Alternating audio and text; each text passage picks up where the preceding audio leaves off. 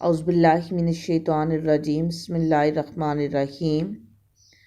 آج ہم رکوع نمبر 4 کی آیت نمبر 33 پڑھیں گے۔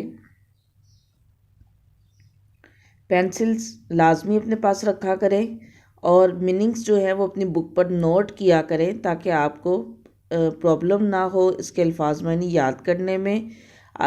معنی آپ نے لازمی یاد کرنے ہیں۔ جب تک آپ الفاظ معنی یاد نہیں کریں گے آپ کو ترجمہ یاد نہیں ہوگا، تو اس لیے لازمی جو ہے اپنی بکس کے اوپر میننگز نوٹ کر لیا کریں۔ آج ہم اس کو پڑھتے ہیں آیت نمبر 33۔ وما کان اللہ، اور نہیں تھا اللہ ایسا، لیعذبہم، کہ انہیں عذاب دیتا، وانت فیہم، اور آپ صلی اللہ علیہ وسلم ان میں تھے۔ وما کان اللہ، اور نہیں تھا اللہ، لیعذبہم، کہ انہیں عذاب دیتا، وانت فیہم، اور آپ ان میں تھے۔ وما کان اللہ، اور نہیں تھا اللہ، معذبہم، کہ انہیں عذاب دیتا، وہم یستغفرون، اور وہ بخشش مانگیں۔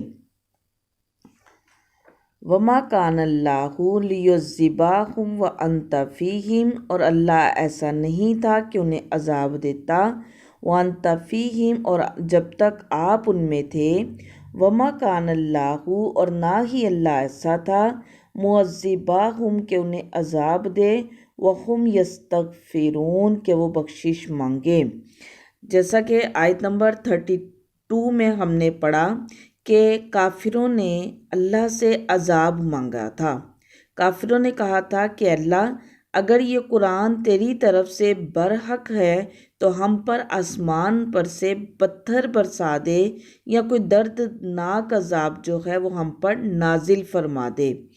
یہ ہم سب جانتے ہیں کہ نزول قرآن کے وقت اور جب مسلمانوں نے، جب لوگوں نے اسلام قبول کیا، کفار مکہ نے انہیں انتہائی تنگ کیا اور جو ہے ان کو اذیتیں پہنچائیں، انہیں سزائیں دیں، اور وہ کہتے تھے کہ ہم، اگر تم اللہ والے ہو، اگر تم ایمان والے ہو، اگر تم واقعی اللہ کے رسول ہو، تو جو ہم اتنی اذیت تمہیں پہنچاتے ہیں، اتنی تکلیفیں تمہیں دے رہے ہیں، تو اللہ تم پر عذاب، ہم پر عذاب کیوں نازل نہیں کرتا؟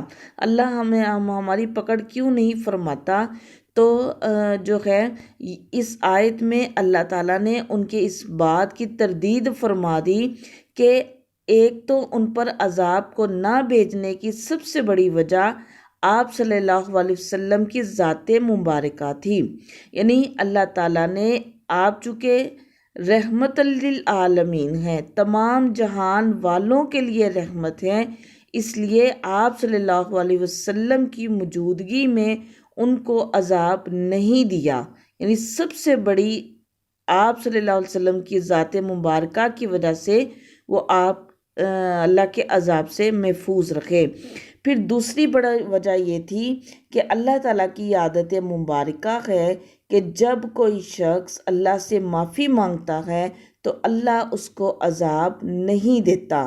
تو کفار مکہ جس وقت خانہ کعبہ کا طواف کیا کرتے تھے، اس وقت حالانکہ وہ برہنہ ہوتے تھے لیکن پھر بھی وہ کہتے تھے غفرانک، جس کا مطلب ہے کہ اے اللہ ہمیں بخش دے۔ غفرانک، اے اللہ تیری بخششیں چاہیے، تیری بخشش چاہیے۔ تو جب وہ اللہ سے بخشش مانگتے تھے تو اللہ تعالیٰ نے اس لیے بھی ان کو عذاب نہ دیا۔ اللہ تعالیٰ فرماتے ہیں کہ اللہ ایسا نہ تھا کہ لوگ بخشش مانگ رہے ہوں اور وہ انہیں عذاب دے۔ تو لہٰذا ان دو باتوں کی وجہ سے اللہ نے اس قوم پر عذاب کو نازل نہیں فرمایا۔ اور سب سے بڑھ کر وجہ آپ صلی اللہ علیہ وسلم کی ذات مبارکہ تھی کہ پہلے جو انبیاء گزرے ہیں انہوں نے اپنی قوموں کے لیے خود جو ہے عذاب کی دعا کی تھی کہ اللہ اب یہ قوم ہماری بات نہیں سنتی ہے تو لہٰذا اللہ اب ان پر عذاب لے آ۔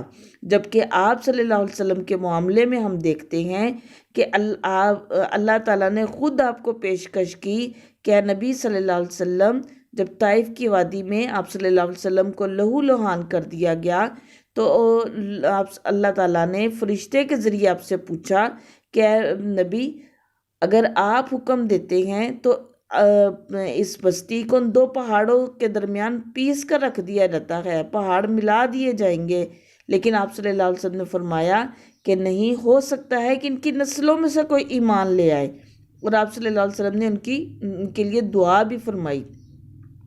آپ صلی اللہ علیہ وسلم کی دعا کا ہی نتیجہ ہے کہ حضرت محمد بن قاسم رضی اللہ تعالیٰ عنہ جو تھے وہ طائف کی وادیوں میں سے جو ہے وہ نکلے تھے، وہاں پر پیدا ہوئے تھے، اور ہم دیکھتے ہیں کہ انہوں نے پورا ہندوستان جو ہے وہ فتح کیا اور بہت سارے لوگوں کو مسلمان کیا۔